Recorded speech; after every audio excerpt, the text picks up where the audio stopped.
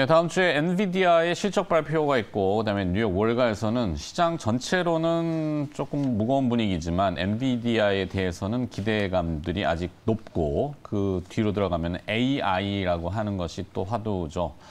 자, 그래서 지금 타이틀에 나왔습니다만 국내의 토종 생성형 AI의 반격이라는 타이틀 주제를 가지고 애널리스트 코너를 마련했고요. 유진투자증권 리서치센터에서 인터넷 그리고 게임 우주항공까지 커버하고 있는 정의훈 애널리스트입니다. 어서 오세요. 안녕하십니까. 네.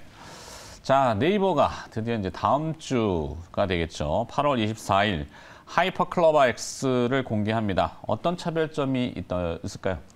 먼저 하이퍼클로버 X는 언어 모델입니다. 네. 그래서 거대 언어 모델. 그렇죠. 거대 언어 모델 LLM이라고 하는 언어 모델인데 이제 미국의 빅테크 기업들이 가지고 있는 언어 모델과의 차이점, 가장 큰 차이점이라고 한다면 학습되는 데이터가 한국어 기반이라는 게 가장 큰 차이점일 것 같아요. 그렇죠. 그러니까 이게 AI 기술이라는 것 중에서 제일 중요한 것 중 하나가 어떤 데이터를 얼마나 많이 학습을 시키느냐가 그 서비스의 질을 결정하게 되는데 결국에는 빅테크 기업과 대비해서 국내 플랫폼 기업들이 가지고 있는 게 한국어로 된 데이터셋이 많다라는 거거든요. 그래서 챗 GPT 써보신 분들은 아시겠지만 한국어로 질문했을 때보다 영어로 질문했을 때가 더 높은 퀄리티의 답변이 돌아오기 때문에 네. 그런 부분에서 우리가 이용자들이 한국어로 된 서비스를 받을 수 있다라는 부분에서는 가장 큰 차이점이라고 좀 말씀을 드릴 수 있을 것 같습니다. 오히려 뭐 이 트랜슬레이션이라고 하는 번역도 요즘 어플리케이션이 좀 잘 나오잖아요. 네. 네이버가 가지고 있는 파파고인가요? 아, 죄송합니다. 그 파파고 같은 걸로 이렇게 한 단계 거쳐서 뭐 영문으로 질문을 한다든지 이런 그 교환이 될 수 있는. 근데 이제 한글은 굉장히 독특한 언어기도 하고 매력이 큰데 국제적으로 이제 조금 약하다라는 그런 이슈든 있긴 합니다만 요즘 워낙 K-팝 때문에 또 한국 공부하시는 분들도 많고 이 네이버가 생성형 AI라는 주제를 가지고 주가는 조금 모멘텀을 받을 수 있을까요? 만약에 상반기에 좀 빠르게 서비스 출시가 됐다라면 생성형 AI만으로 반등이 좀 가능할 수도 있다라고 봤는데 이게 지금 현재로서는 그러니까 상반기만큼의 생성형 AI가 엄청 뜨겁거나 그러진 않아요. 그러니까 네. 빅테크 기업들이 한창 이제 뭐 챗GPT라든지 바드가 이제 트래픽이 굉장히 빠르게 높아질 당시까지 아니기 때문에 다만 생성형 AI 서비스가 우선적으로는 나왔을 때 긍정적인 역할을 할 수 있을 것으로 보고 있습니다. 다만 주가에 영향을 미치는 거는 생성형 AI뿐만 아니라 기존에 있던 실적, 다시 말하면 커머스라든지 광고 부분이 시장이 어떻게 개선될 수 있느냐도 네이버나 카카오의 주가에 큰 영향을 미칠 것으로 보고 있습니다. 네, 그렇죠. 결국에는 상업 기업이죠. 수익, 이익을 목적으로 하기 때문에 뭐 연구 목적의 AI가 아니잖아요. 그러니까 그게 돈이 안 된다면은 의미도 없고. 자, 생성형 AI 말고 네이버에 주목할 만한 사업 부분 좀 전에 힌트 잠깐 주신 것 같은데 네. 그런 것들을 좀 더 보죠.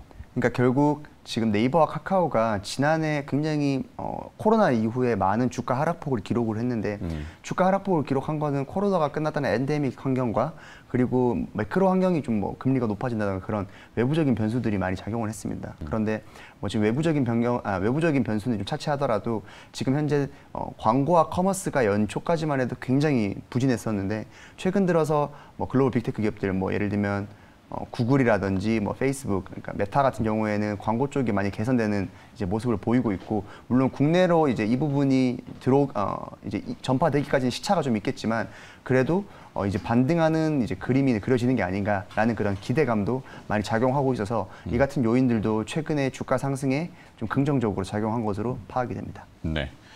자, 우리나라 이 문화는 항상 경쟁과 비교가 강압되는 모든 사회생활에 네가 하면 나도 한다. 네이버가 하니까 카카오도 한다.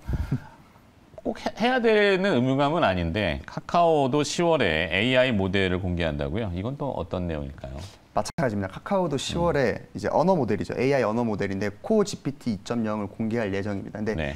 이제 시청자분들께서 이제 좀 유념하셔야 되는 부분은 언어 모델이 서비스는 아니에요. 네. 그러니까 다시 말하면 언어 모델, 그러니까 챗GPT 같은 서비스가 나오냐? 챗GPT 같은 서비스는 언어 모델을 기반으로 나온 서비스이기 때문에 이게 뭐 이번에 하이퍼클로버 X도 그렇고 뭐 코GPT 2.0도 그렇고 그 이후에 서비스가 아마 출시가 될 예정입니다. 네. 그런데 일단 언어 모델을 기반으로 서비스가 출시가 되는 거기 때문에 언어 모델이 어느 정도의 퀄리티를 지금 가지고 있느냐, 보유하고 있느냐가 가장 핵심적인 부분일 것 같습니다. 네. 그렇죠. 그게 또 이제 저작권이라는 문제로 또 넘어가고 복잡하더라고요. 네. 문장에 대한 저작권. 저도 그런 걸 처음 들어봤는데 이제 말뭉치 말이잖아요.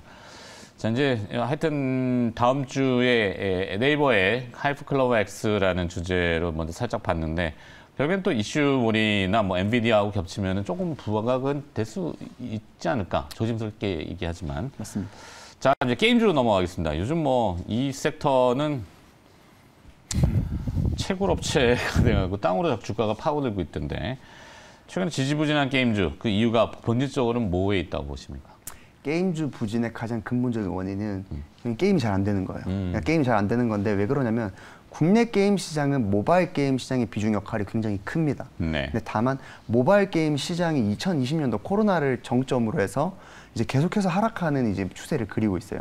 그러다 보니까 모바일 게임에 대한 노출도가 높은 회사들, 뭐 대표적으로는 NC소프트라든지 카카오게임즈, 뭐 넷마블 같은 회사들의 주가 하락폭이 좀 더 두드러지는 부분도 있고, 국내 모바일 게임 시장이 안 좋다 보니까 게임사들도 그걸 이미 인지를 하고 다양한 시도를 하는데 사실 그게 또 녹록치가 않아요.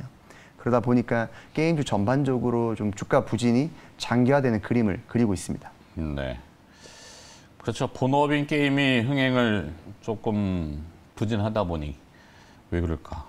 너무 이제 개발이나 경쟁에 막 달려들다 보니까 그런 것도 있고 소비자, 유저들한테 외면받으면은 그게 치명적이잖아요. NC소프트가 아마 대표적일 텐데 이게 헛발질을 해야 되는 거 아닌지 또 우려의 목소리가 나오는 게 NC소프트도 생성형 AI 시장에 뛰어든다. 어떻게 보세요?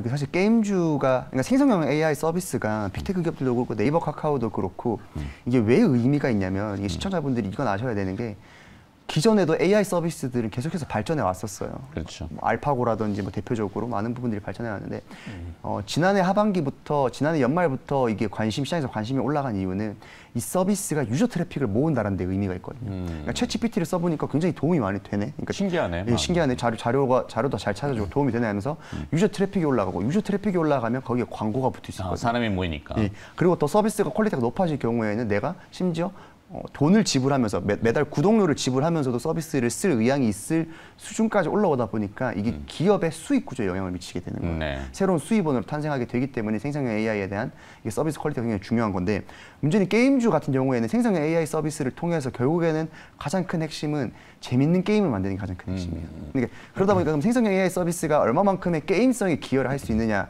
관건인데 네. 물론 기여는 할 수 있겠죠. 뭐 예를 들면 뭐 게임 캐릭터의 커스터마이징을 좀 더 디테일하게 살아있게 한다든지 그런 부분은 도움을 줄 수 있겠으나 결국에는 본질적으로 게임성을 높이는데 결정적인 역할을 할 수 있느냐라고 봤을 때는 아직까지는 조금 의구심이 드는 것도 사실입니다. 물론 네. 이게 부정적인 영향을 미치는 것까지는 아닌데 생성형 AI를 통해서 이게 반전이 될 수 있다까지 접근하기에는 저는 아직까지 좀 조심스러운 입장을 가지고 있습니다. 자, 게임 섹터 내에서 그래도 펄 어비스를 가장 좋게 보시는 것 같은데요. 목표 주가도 좀 상향하셨잖아요. 어떤 투자 포인트들이 있는지.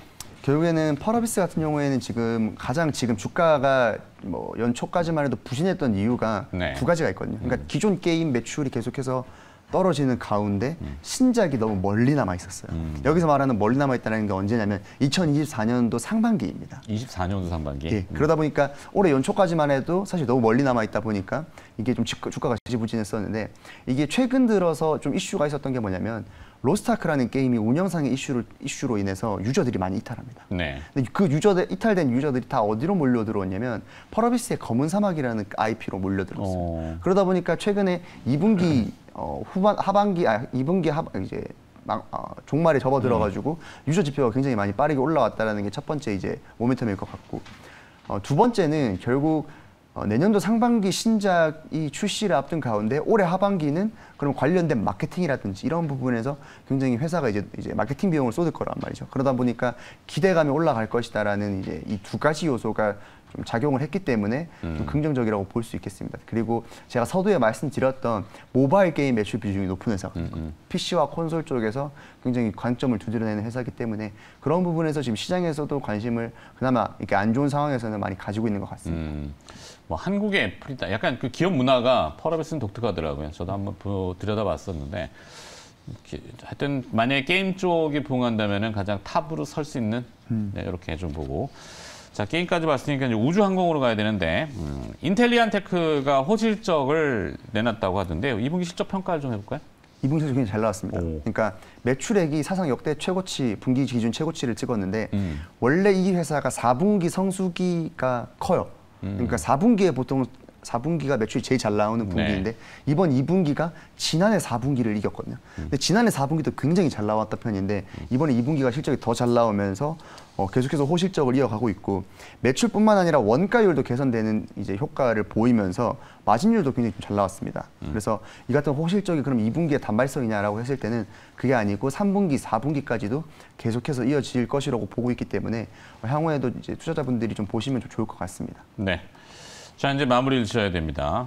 앞서 다룬 인터넷, 그다음에 게임, 우주항공 이런 섹터를 어울렸을 때 그 탑픽들 선정하고 마무리할까요? 네, 인터넷은 네이버 말씀드리고 싶고 그리고 게임은 펄어비스, 마지막으로 우주항공은 인텔리안테크라고 말씀드리면서 정리하도록 하겠습니다.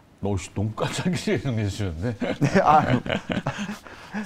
그럼 한번 그렇게 아니 정리 딱 하면 되는 거죠. 네, 그러니까 네이버, 펄어비스, 인텔리안테크. 맞습니다. 네. 알겠습니다. 자, 뭔가 또 변화가 있거나 포착되는 게 있으면 알려주시기 바라겠고, 유진투자증권 리서치센터 인터넷과 게임, 우주항공을 커버하고 있는 정의훈 애널리스트였습니다. 오늘 고맙습니다. 감사합니다.